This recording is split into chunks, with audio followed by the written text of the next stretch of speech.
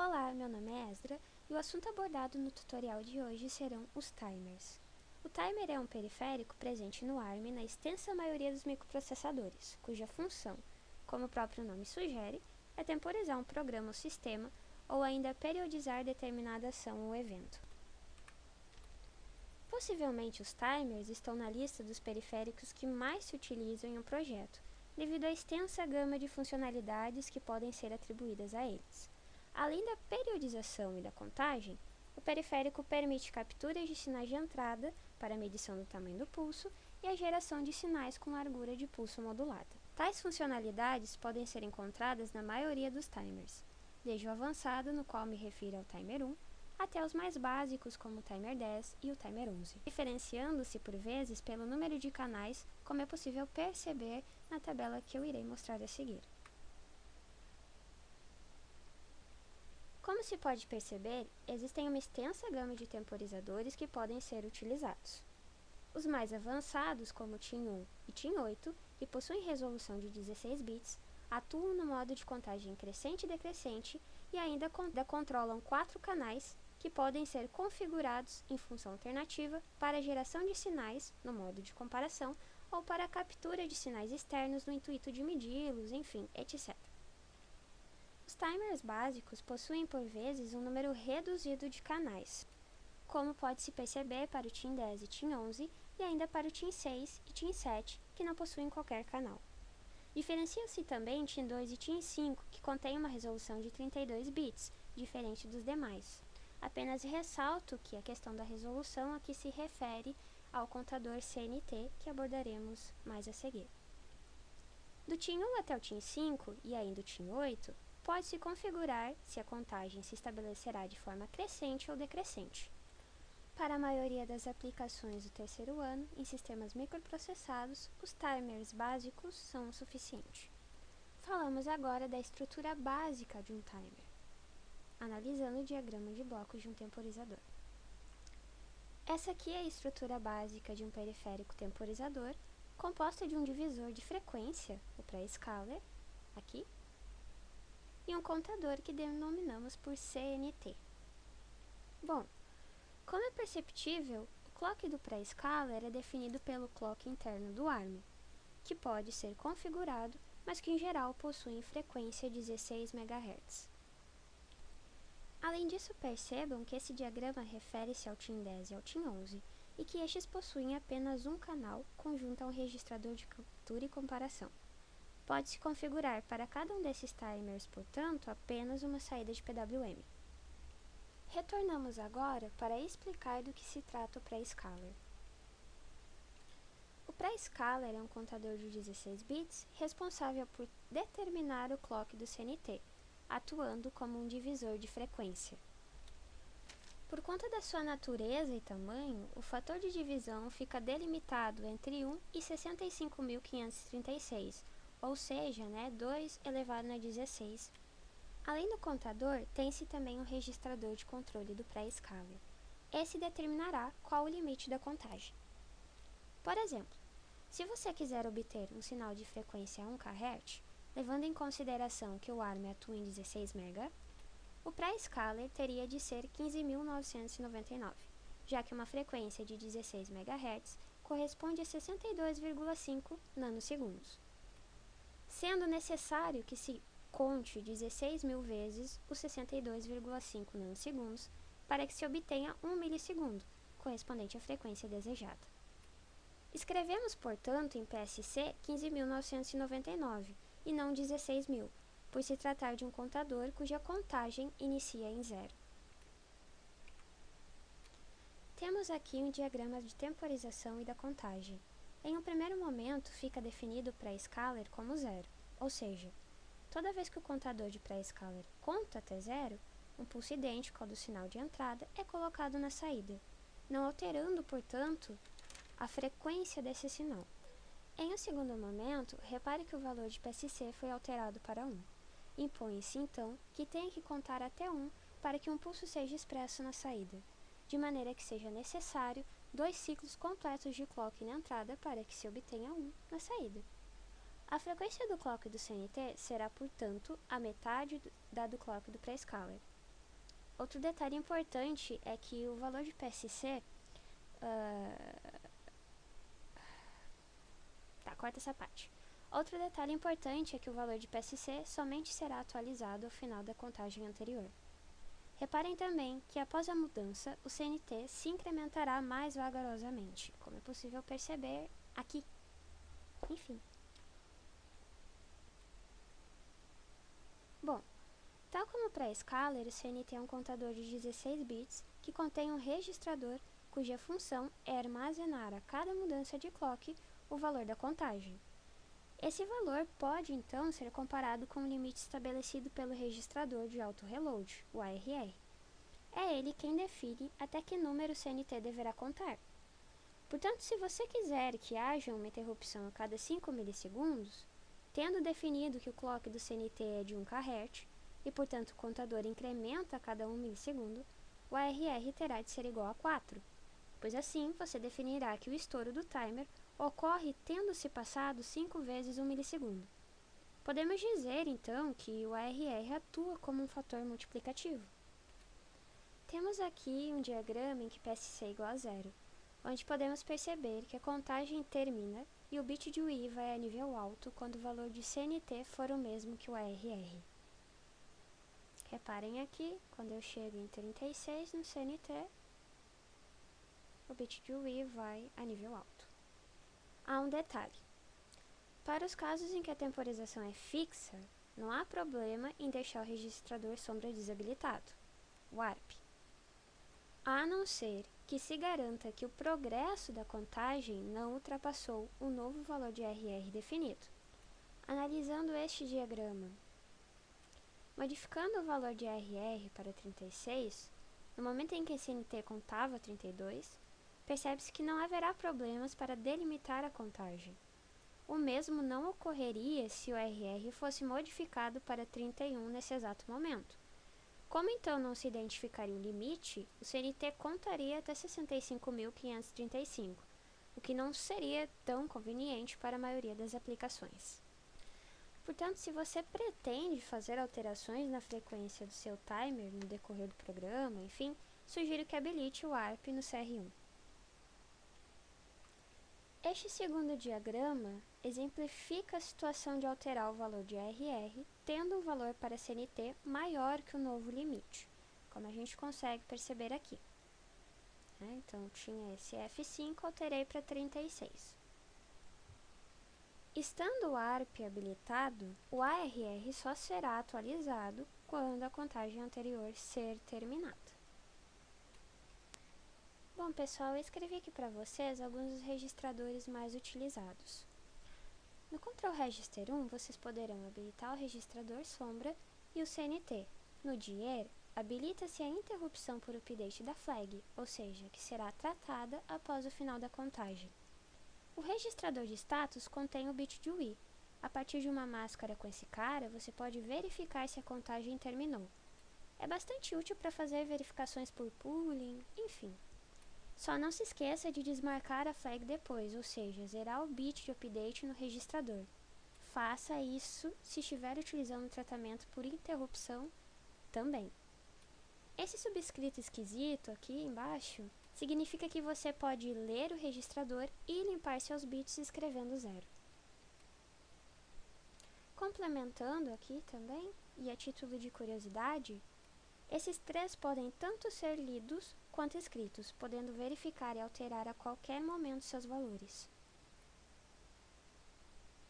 E por fim terminamos com uma questão adaptada aqui, que será desenvolvida pela minha colega Gabi. Eu vou apenas ler e depois comentar alguns detalhes que devem serem atendidos, enfim, ficarem claros. Numa tarde ensolarada de quinta-feira, o professor de sistemas microprocessados U pediu a seus alunos que resolvessem o seguinte problema: piscar um LED em duas diferentes frequências que são alternadas através do clique de um botão. A piscada do LED deve ser tratada por interrupção. O debalse do botão pode ser feito por pooling. A respeito dessa questão, a gente precisa atentar a um detalhe importante, que é simples, mas não é óbvio. Verificamos aqui o seguinte. A forma mais fácil de comutar uma saída é utilizando uma máscara com XOR. O que devemos atentar é que a saída terá sempre metade da frequência definida para o timer, pois cada estouro é responsável por meio ciclo da saída. Em pormenores, toda vez que o timer estoura, a porta muda de estado. Supondo que o valor do define acima seja 1, podemos relacionar a tabela verdade abaixo com a situação que temos aqui em cima. Inicialmente, a saída está em 0. Então, no primeiro estouro, a operação 0 XOR 1 levará o pino de saída a nível alto. Este ficará nesse estado até que ocorra o segundo estouro do timer. Dessa vez, se terá 1 XOR 1, que resulta no pino de saída indo a nível baixo, assim periodicamente. Bom, concluindo esta parte, deixo ainda um conselho. Este servirá para que você faça um bom uso dos timers. José Saramago já dizia: não tenhamos pressa, mas não percamos tempo. Portanto, evite prender linhas de código e escravizar seu processo.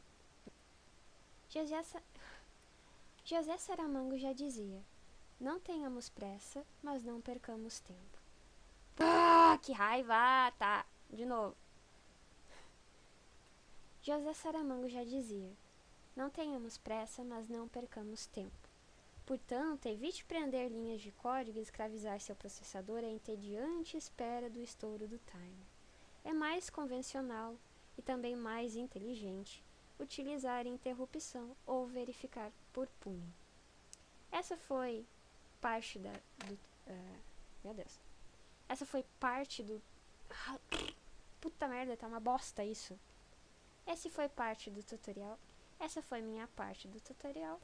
Em um segundo momento, repare que o valor de PSC foi alterado para 1. Impõe-se, então, que tenha que contar até 1 para que um pulso seja expresso na saída, de maneira que seja necessário 2 ciclos completos de clock na entrada para que se obtenha 1 na saída. A frequência do clock do CNT será, portanto, a metade da do clock do pré-scaler. Outro detalhe importante é que o valor de PSC somente será atualizado ao final da contagem anterior. Reparem também que após a mudança, o CNT se incrementará mais vagarosamente, como é possível perceber aqui. Enfim. Bom, tal como o pré-scaler, o CNT é um contador de 16 bits que contém um registrador cuja função é armazenar a cada mudança de clock o valor da contagem.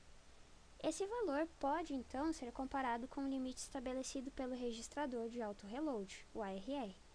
É ele quem define até que número o CNT deverá contar. Portanto, se você quiser que haja uma interrupção a cada 5 milissegundos, tendo definido que o clock do CNT é de 1 kHz, e portanto o contador incrementa a cada 1 milissegundo, o ARR terá de ser igual a 4, pois assim você definirá que o estouro do timer ocorre tendo-se passado 5 vezes 1 milissegundo. Podemos dizer, então, que o ARR atua como um fator multiplicativo. Temos aqui um diagrama em que PSC é igual a 0, onde podemos perceber que a contagem termina e o bit de UI vai a nível alto quando o valor de CNT for o mesmo que o ARR. Reparem aqui, quando eu chego em 36 no CNT, o bit de UI vai a nível alto. Há um detalhe. Para os casos em que a temporização é fixa, não há problema em deixar o registrador sombra desabilitado, warp. A não ser que se garanta que o progresso da contagem não ultrapassou o novo valor de ARR definido. Analisando este diagrama, modificando o valor de ARR para 36, no momento em que a CNT contava 32, percebe-se que não haverá problemas para delimitar a contagem. O mesmo não ocorreria se o ARR fosse modificado para 31 nesse exato momento. Como então não se identificaria o limite, o CNT contaria até 65.535, o que não seria tão conveniente para a maioria das aplicações. Portanto, se você pretende fazer alterações na frequência do seu timer no decorrer do programa, enfim, sugiro que habilite o warp no CR1. Este segundo diagrama exemplifica a situação de alterar o valor de ARR, tendo um valor para CNT maior que o novo limite, como a gente consegue perceber aqui. Então, tinha esse F5, alterei para 36. Estando o ARP habilitado, o ARR só será atualizado quando a contagem anterior ser terminada. Bom, pessoal, eu escrevi aqui para vocês alguns dos registradores mais utilizados. No Control Register 1, vocês poderão habilitar o registrador sombra e o CNT. No DIER, habilita-se a interrupção por update da flag, ou seja, que será tratada após o final da contagem. O registrador de status contém o bit de UI. A partir de uma máscara com esse cara, você pode verificar se a contagem terminou. É bastante útil para fazer verificações por pooling, enfim. Só não se esqueça de desmarcar a flag depois, ou seja, zerar o bit de update no registrador. Faça isso se estiver utilizando o tratamento por interrupção também. Esse subscrito esquisito aqui embaixo significa que você pode ler o registrador e limpar seus bits escrevendo 0. Complementando aqui também, e a título de curiosidade, esses três podem tanto ser lidos quanto escritos, podendo verificar e alterar a qualquer momento seus valores. E por fim terminamos com uma questão adaptada aqui, que será desenvolvida pela minha colega, Gabi. Eu vou apenas ler e depois comentar alguns detalhes que devem serem atendidos, enfim, ficarem claros. Numa tarde ensolarada de quinta-feira, o professor de sistemas microprocessados U pediu a seus alunos que resolvessem o seguinte problema: piscar um LED em duas diferentes frequências que são alternadas através do clique de um botão. A piscada do LED deve ser tratada por interrupção. O debalse do botão pode ser feito por pooling. A respeito dessa questão, a gente precisa atentar a um detalhe importante, que é simples, mas não é óbvio. Verificamos aqui o seguinte. A forma mais fácil de comutar uma saída é utilizando uma máscara com XOR. O que devemos atentar é que a saída terá sempre metade da frequência definida para o timer, pois cada estouro é responsável por meio ciclo da saída. Em pormenores, toda vez que o timer estoura, a porta muda de estado. Supondo que o valor do define acima seja 1, podemos relacionar a tabela verdade abaixo com a situação que temos aqui em cima. Inicialmente, a saída está em 0. Então, no primeiro estouro, a operação 0 XOR 1 levará o pino de saída a nível alto. Este ficará nesse estado até que ocorra o segundo estouro do timer. Dessa vez, se terá 1 XOR 1, que resulta no pino de saída indo a nível baixo, assim periodicamente. Bom, concluindo esta parte, deixo ainda um conselho. Este servirá para que você faça um bom uso dos timers. José Saramago já dizia: não tenhamos pressa, mas não percamos tempo. Portanto, evite prender linhas de código e escravizar seu processador à entediante espera do estouro do timer. É mais convencional e também mais inteligente utilizar interrupção ou verificar por pooling. Essa foi minha parte do tutorial.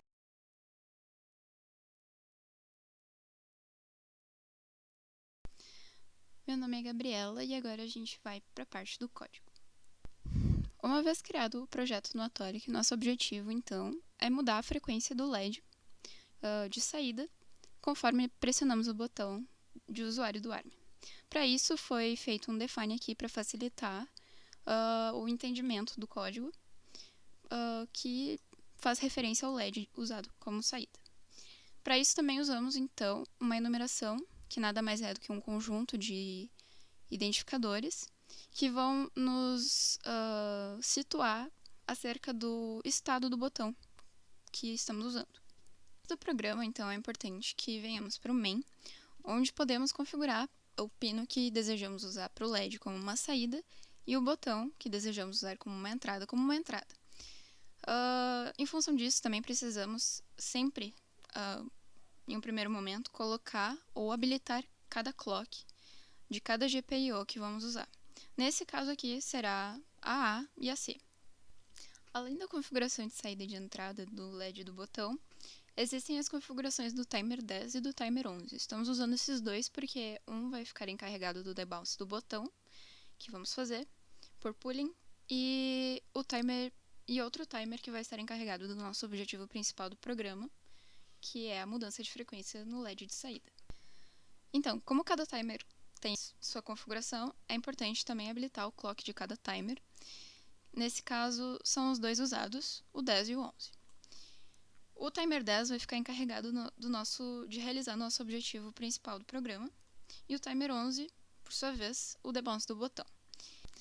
Então, configurando o timer 10, temos alguns elementos que já foram mencionados anteriormente, como o PSC e o ARR, que nada mais são do que alguns divisores de frequência. Nesse caso aqui, temos os 16 MHz dividido pelo valor do PSC, 16 kHz. Esse resultado de 1 kHz vai ser dividido pelo valor de ARR, 250. E esse valor vai acabar resultando em 4 Hz, que é a frequência do estouro que nós escolhemos para o timer 10. Nos voltando ao registrador de controle 1, é importante que habilitemos o contador de cada timer utilizado, aqui habilitando o contador do timer 10. Se faz necessário também habilitar o ARP, uma vez que vamos ficar alterando o valor de ARR constantemente. Uma vez que estamos tratando o estouro do timer 10 em uma interrupção e não por pooling, se faz necessário também habilitar essa interrupção. Por último, é tratada a prioridade do timer 10 como a mais prioritária. O timer 11, então, que será usado para o debounce do botão, vai ter uma frequência de 100 Hz, ou seja, vai ser os 16 MHz dividido por 16 kHz, e esse resultado dividido por 10, que vai resultar nos 100 Hz. Cada vez que acontecer o estouro do timer 11, vai ser feito esse procedimento aqui, onde vai verificar o estado atual e o estado de antes do botão. Se o estado de antes do botão for 0 e o estado atual for 1, o estado do botão vai ser pressionado. Uma vez que acontece isso, o estado anterior passa a ser igual ao estado atual. A partir do momento que há o estouro do timer 10 e sabemos o estado do botão, vai ser feito esse procedimento aqui, onde vai ser analisado o estado do botão. Então, toda vez que é entrado dentro da interrupção, vai ser desmarcado a flag de update, bem como vai ser feita uma operação shore com o pino do LED, que vai fazer com que ele pisque. E, como o comentário já diz, é importante lembrar que a frequência que o LED vai piscar vai ser sempre a metade da frequência escolhida do timer. Para entrar dentro da condição de mudar o ARR, o valor do ARR, é preciso primeiro verificar se o botão foi pressionado, que foi feito no debounce do botão. Se o valor do ARR for o que já configuramos, que é 250, ele vai mudar para 100, que vai fazer com que o LED pisque em 5 Hz. Se ele já estiver piscando em 5 Hz, se o seu valor já for 99 do ARR, ele vai voltar a piscar em 2 Hz, que foi o valor configurado anteriormente.